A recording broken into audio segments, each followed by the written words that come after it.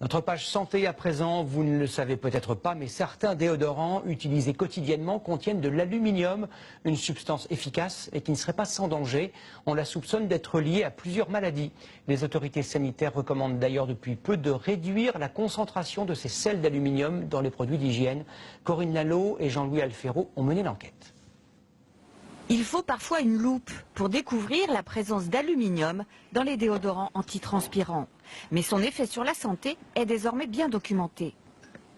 Les autorités sanitaires françaises aujourd'hui disent que la sécurité sanitaire des consommateurs n'est pas assurée en conditions normales d'utilisation avec les antitranspirants. Les sels d'aluminium ont pour fonction d'empêcher la transpiration, mais le problème, c'est qu'ils pénètrent dans l'organisme. Ce sont les docteurs Guillard et Pinault qui l'ont démontré grâce à cette salle blanche de l'hôpital de Poitiers. La découverte s'est faite avec le cas d'une femme qui souffrait d'une grande fatigue sans savoir pourquoi. Cette femme utilisait un antiperspirant tous les jours, elle l'a utilisé pendant 4 ans.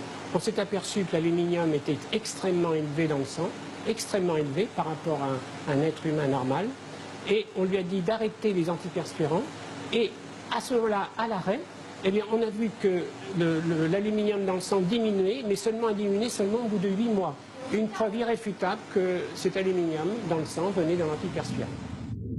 Il fallait ensuite comprendre comment se faisait le passage de l'aluminium. C'est cette peau humaine qui a servi pour l'expérimentation.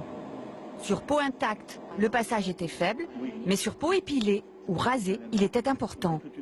Et là, on avait 6 fois plus d'aluminium qui était passé aussi bien dans le derme que dans l'épiderme. Donc on avait prouvé le passage de l'aluminium privilégié sur une peau irritée ou une peau qui était légèrement lésée. Une fois dans l'organisme, l'aluminium circule et peut se déposer dans les os et même dans le cerveau en traversant la barrière entre le sang et le cerveau.